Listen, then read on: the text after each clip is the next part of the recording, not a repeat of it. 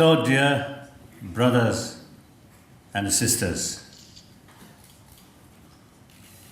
indeed I am very happy having this opportunity to talk as a lecture, Pinguin.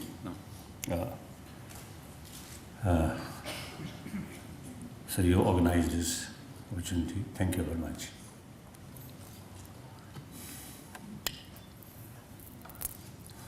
Then, when I give talk with people, I always have the feeling we are same human being, mentally, emotionally, physically, we are same. Yet more important, everyone want happy life. I think nobody in early morning, as soon as you wake up, wish more trouble in that day. I think nobody feel that. So nobody want trouble. However, many trouble is essentially our own creation. Why? Here, big contradiction. Nobody wants problem. But many problems are our own creation. Why? I think two things. Lack of knowing the reality. And that also is due to lack of holistic view. And from Buddhist viewpoint, and also it is due to the too much grasping things as appears, we just believe is something absolute. That's one thing. Another thing, too much self-centered attitude. These two things, lack of knowledge, the reality, and then too much self-centered attitude. These two things are, I think, creates unnecessary problem. So these problems, we can't blame this problem happened because of that. Ultimately, we have to realize the ultimate factor of these problems is within ourselves. So now how to remove that? Not through prayer, not through money, not through power, but through understanding, awareness. We may say wisdom. Right? So now, happiness, everybody, including animals, want less disturbances, less problem. So we human beings too, of course.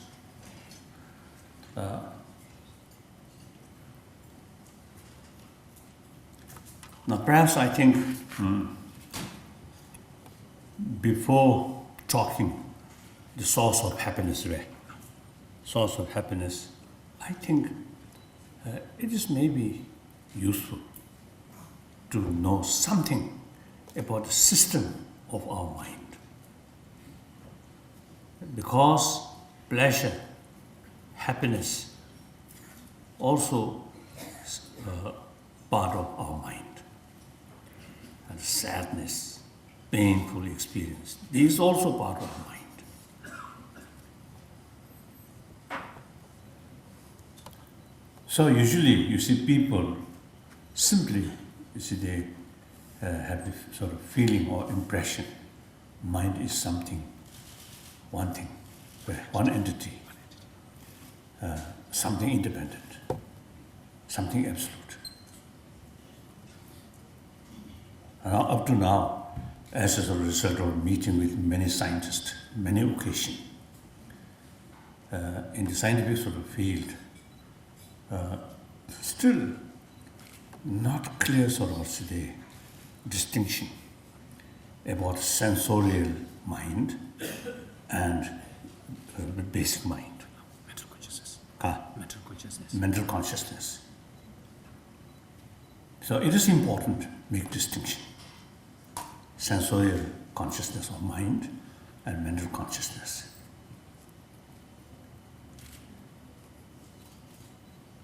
Now usually you see people,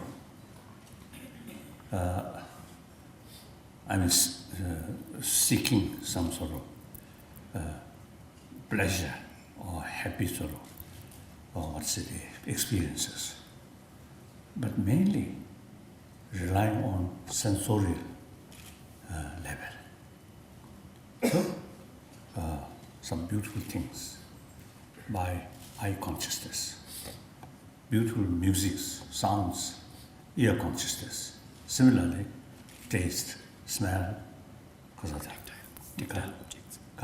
Tactile objects. And including sex.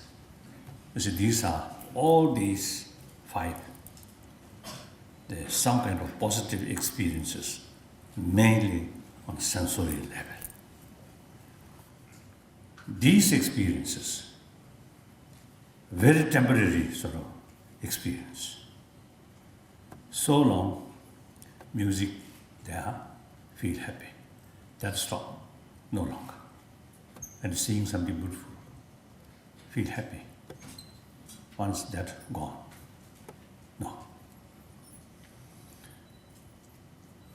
So certain sort of experience, mental level, through these sensorial level, again short. So now the mental level, if we develop sort of certain sort of positive experience, mental level, that remains long last. And then also the mental level, some experience, more calm, peace, pleasant sort of the feeling. Then sensorial level, even something because of the disturbance of the voice, right? Noise. Or it's a difficult, difficult facility, poor facility. Even physical illness, physical sort of pain can subdue with a more mental level calmness. Other hand, mental level, too much fear, too much anxiety, too much stress. The sensorial level, some sort of enjoy, pleasant sort of feeling, experience, cannot subdue mental level anxiety or fear. So obviously, mental level experience are more important than the sensorial level experience. I think if we pay some attention, I think everybody experience the now here mental level happiness, not necessarily something a feeling of pleasure. I think happiness here, I think mainly in the sense of satisfaction. Even physical level, suffering, painful experience may bring deep satisfaction in mental level. So happiness mainly refer the consciousness level, right? Mental level. So now that, of course, all major religious traditions trying to bring calm, peace, or positive sort of feeling in the mental level. Most cases, I think, are common for all religious traditions. Theistic religion, non-theistic religion, all they carry one sort of practice, that is faith. So faith, not sensory level. Faith, the sixth mind, Sixth consciousness. sixth consciousness or mental level consciousness. Of course, the sensorial sort of consciousness helping, listening, some music, some praying, like that, or seeing image of Buddha, image of God, image of Jesus Christ, like that, or image of Shivaji, like that. Of course, it helps, but the real sort of effect on mental consciousness, faith, not on sensory level, but mental consciousness. And then the practice of love, compassion, with that forgiveness, tolerance, contentment, all these sixth mental level, the mental level consciousness.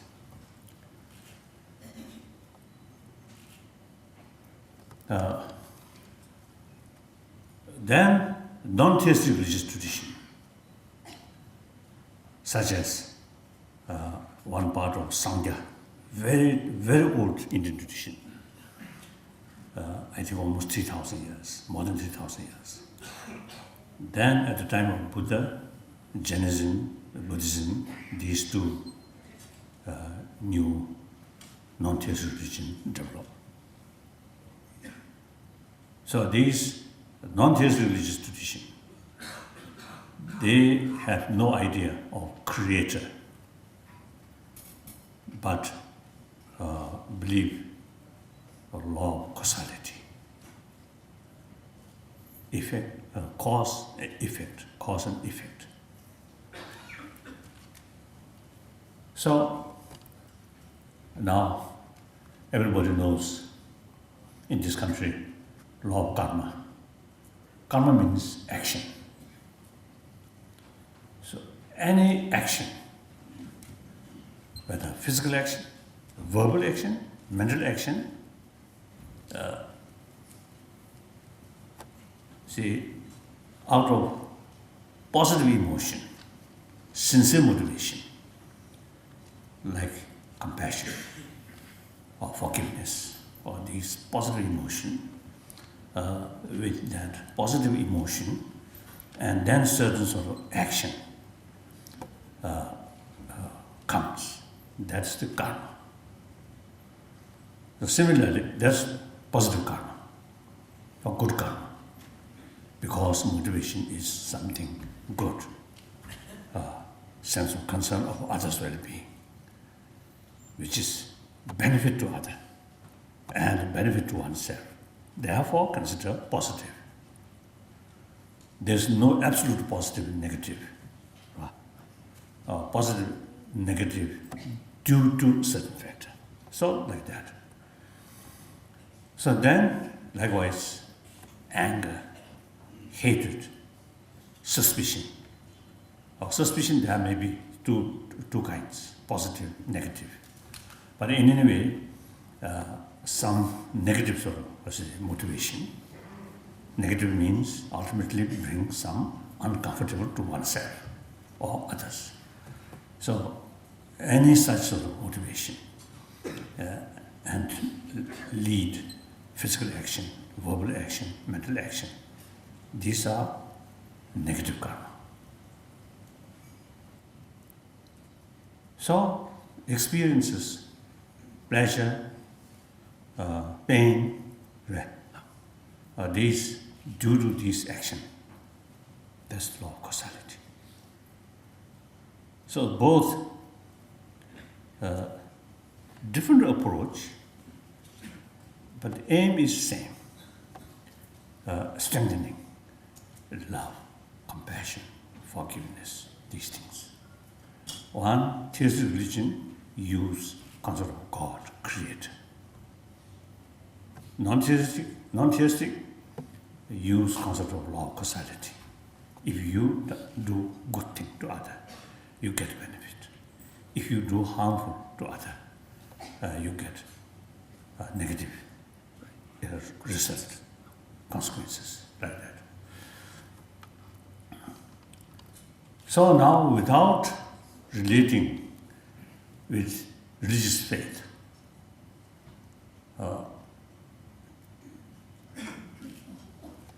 there are another way. Religions, any religious faith, also is related with some mysterious things. But without touching any mysterious thing, on the basis of obvious things, we can show or we can educate people. Warm-heartedness or affectionate heart or compassionate heart is the source of happiness. Firstly, biologically, all those social animals, including some animals or birds, there are some kind of sense of responsibility to for a group. The reality, individual's survival, individual sort of happiness depend or defense individual sort of well-being depend on rest of the group. So because of that reality, a sense of some kind of community, a sense of Unity. Sense of unity. Sense of sort of can concern the rest of the group. So we belongs to that. No matter what one single, powerful single person just alone cannot survive. For survival, not only our happy life, but even survival itself depends on the rest of the community. That's the fact. So because of that, emotional level, emotional world, there must be some emotion which brings together. That's affection, each other. So affection brings together, closer. Anger, expel. Suppose anger and attachment or affection, these two things for survival, the things which helpful to survive bring together, that's love, compassion. The things which harmful for your survival, expelling, that's anger. And fear, positive fear. If there is real sort of danger, then fear also is positive, brings cautious and expel. So, the emotional level, by nature, we have these two things. Protect oneself, or protect your own interest, expel the opposite thing. So, affection, compassion is part of our mind for survival. Now here, we human, this level, other animals, same. Dogs, cats, many birds, all have this same sort of ability, same nature. Now we human being, we have this marvelous human intelligence. So therefore, on the basis of biological factors of certain emotion, on that basis, they use human intelligence for long-term interest, wider perspective of interest. Then we can increase these loves of compassion which biologically develop. Now here, the compassion or love, mainly biological sort of level, it is limited, biased, and also often goes with hatred or suspicion. Now, second level of compassion, love, through training, use human intelligence, use reasons, logics, or interest or wider perspective and long-term perspective. That actually become unbiased. Now, one clear example. The biological factor of love, compassion can develop towards your friend.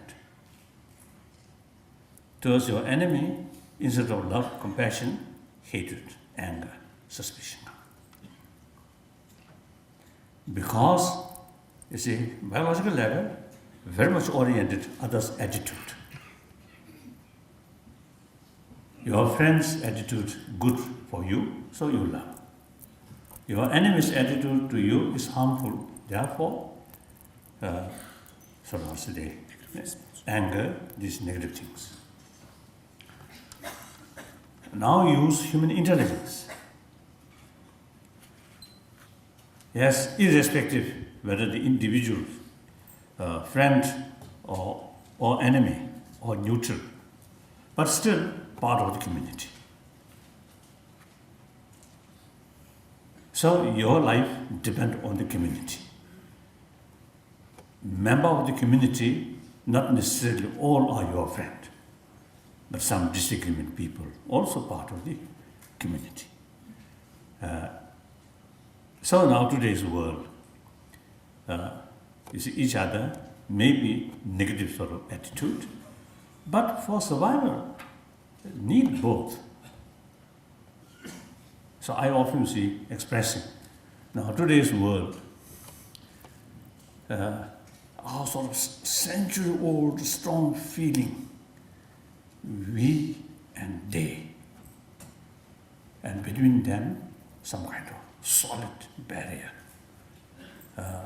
Every sort of care, we don't care, no bother, or even wish some bad things, them.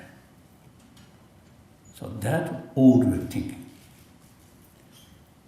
In ancient time, each community, each nation, more or less independent.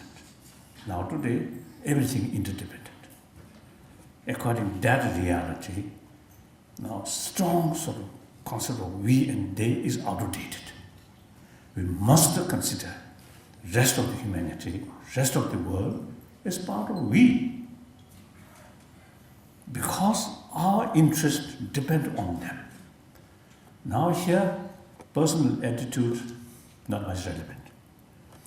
So therefore, using these sort of reasons, and we can extend our genuine sense of concern or well-being, not on the basis of their attitude, but basis of one of our community. Irrespective their attitude, individual attitude towards you, but still part of the community. Therefore, on that level, not oriented their attitude, but oriented as a human brothers and sisters, part of the community. We can extend our love, compassion towards them on that level. That animal cannot do. We human beings, using our intelligence, we can do, we have the potential to develop that level of compassion. That is unbiased. Genuine compassion. Now here it is important to make distinction. Others' action or attitude and the being itself. So others' action is concerned, others' attitude is concerned, if so-called your enemy create a problem for you. So as far as the action is concerned, you may take pro appropriate countermeasure. But as an actor, as a human being, human brothers and sisters, you still can keep compassion, sense of concern of their well-being. In fact, the serious concern about their well-being, if you let their wrongdoing without check, ultimately they will suffer. So out of sense of concern of their long-term, their well-being, take countermeasure in order to stop their wrongdoing.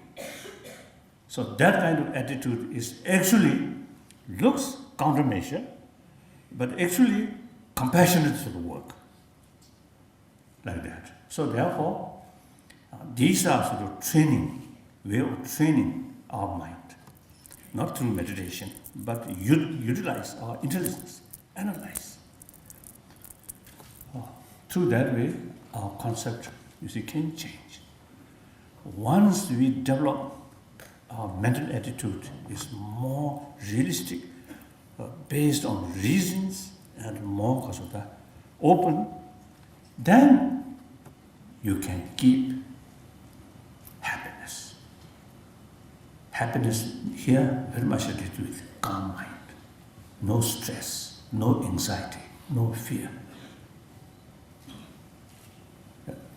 On one level, you can see negative things. But in deeper level, still you can keep calm mind. Irrespective whether religious believer or non-believer. So now scientific finding. Often you see that they call healthy body, healthy mind. Very close link. Agitated mind, longer period, really very, very harmful for our physical health. Calm mind, healthy mind, no matter the circumstances, you individually, if you can keep healthy mind, then that immense benefit to your own physical health. So actually, some scientists is telling in our sort of meeting, many occasions, they say fear, anger, hatred is actually eating our immune system. Other hand, keep our mind calm, less stress. Very, very helpful to keep immune system. Increases, even increasing. I often sharing with audience, one occasion in New York, one meeting, some medical scientists and also some other sort of scientists in other fields. And one medical scientist, he mentioned, according to his sort of finding, those people who come, also who express often I, me, mine like that, such people have greater risk of heart attack. Reason, of course, such people very much cherishing oneself, but too much self-centered sort of attitude. So with that kind of attitude, even small problem appears unbearable. Once you develop more open heart, sense of concern of others' well-being, and usually I call our inner door open. Then firstly, through that way, you can communicate with other people very easily. That brings more friend. That reduces loneliness feeling. And also more compassionate attitude, the problems. Okay, this is a problem, but okay. That kind of sort of feeling, attitude, that immense help to reduce anxiety, stress. Wow. So it is very, very sort of useful for our health.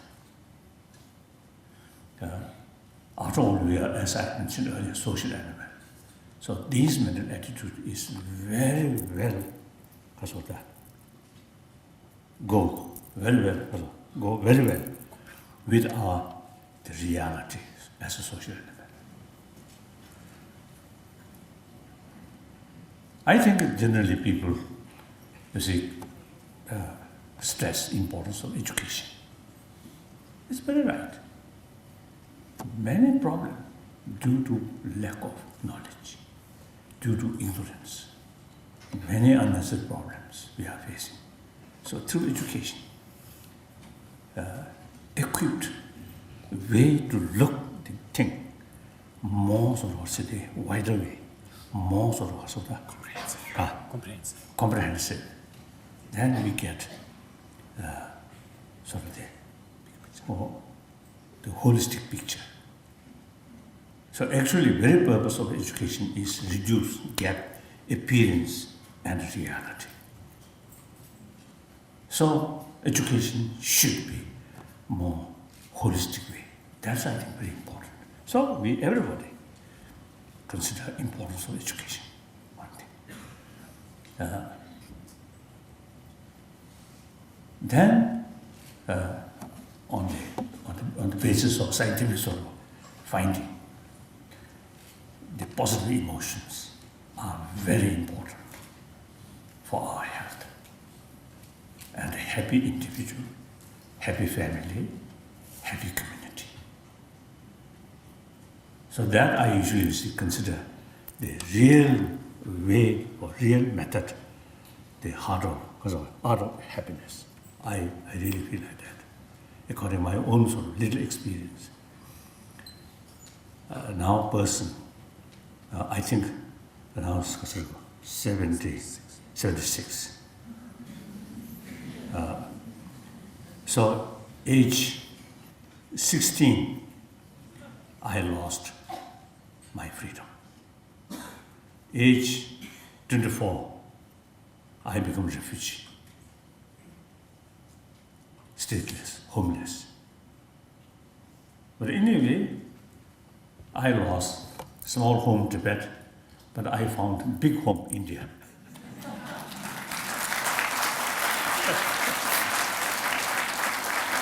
So in any way, whole my life go through turbulent sort of period.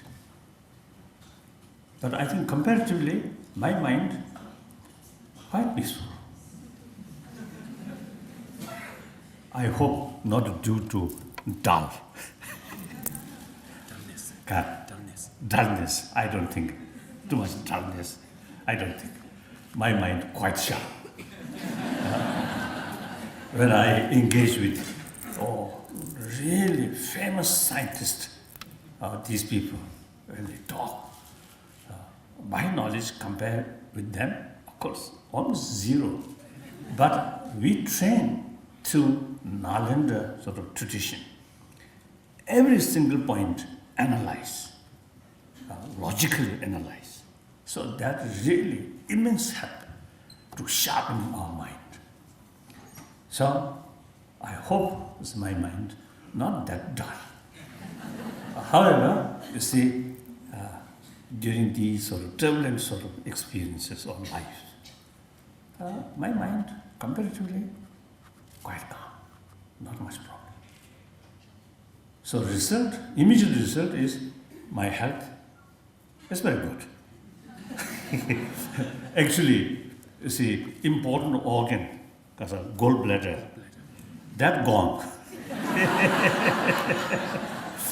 About, I think, 2-3 years ago, I think, through surgery, is that gone. So, this body looks very normal human being, but one important human organ missing. But basically, my health, very good. I think my mental state, I think really makes sort of the differences. This I feel. So some of my sort of friend physicians, after they check my sort of physical condition, Often they say, oh, your physical condition is not like the person whose age 70s, over 70s, but looks still 10 years because of that. Shamba. Yeah. Youth. Younger. Teenager. They're like that. So they say like that. So there's nothing. So some you see people, when they introduce, according to some other sort of information, they describe me as a reincarnation of Kasa, our Lokavishara. I know I'm whether truly reincarnated sort of higher being or not. I know my own mind. I can read my own mind. No, but I think a human being who utilizes human intelligence properly. So result, mentally happy, physically healthy. Isn't it? So that's everybody have the same sort of potential. Only question is whether pay sufficient attention or not, or sufficient awareness or not. That's the point. Otherwise, we all have the same sort of potential. So that's about my talk, or art of happiness. Clear? So I think here, ancient Indian sort of treasures, I usually call treasure, detailed knowledge about human emotions, about human mind. So naturally, irrespective of Buddhism or Jainism or different Hinduisms, all they have common practice of shamatha, practice of vipassana. Both the shamatha and vipassana is sort of certain sort of mental training. So since these traditions involve practice of shamatha and vipassana, naturally, a lot of explanation about mind, something like map of emotion, map of mind. I think that we really need more study, more education in that field. Should not consider as a part of religious practice, simply as an academic subject. In Western psychology, very, very limited. Very limited information. So as I mentioned before, mind, when people say mind is something solid, something just single entity. No. The world of mind, so vast. And then it is very important to know the system, different minds, how it develops, how it works. That's important. Even you see taking care, medical care about physical, we should know the physical sort of system, how it works.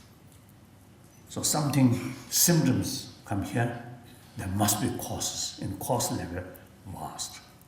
So similarly, mental level, also we should know the system, whole system of the mind, mental world, as an academic subject, not religious subject. Whether that knowledge used for next life, or heaven, or even hell, then it relates with religion. But simply, well-being of this world, well-being of this life, there's nothing to do with religion. We can separate these sort of information used for religious way or secular way. We can use. So I think India, I often see sort of teasing my Indian friend. You see, they sort of every day they worship one of their god or goddesses, or some flower, some incense, and they recite some sentences of Sanskrit shloka, Sanskrit Stanza. verses, but without knowing the meaning. Not our Jews. So we must pay more attention, study these really richness of ancient Indian sort of philosophy or Indian thought. That's very important. Then also, India, comparatively religious nation.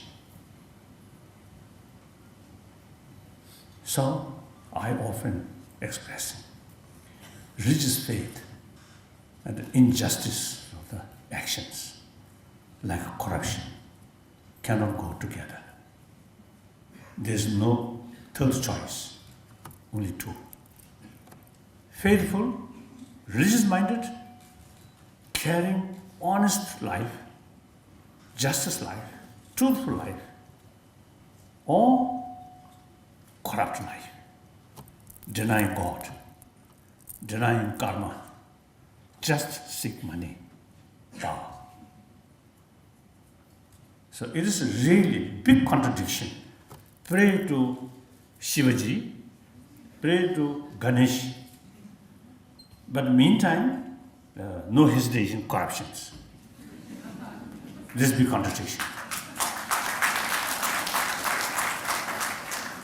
Whether believer or non-believer, if the society, whole society, more clean, transparent, everybody feel happy. Nation can build more rapidly. A lot of corruptions, a lot of injustice. Then millions of poor people suffer most.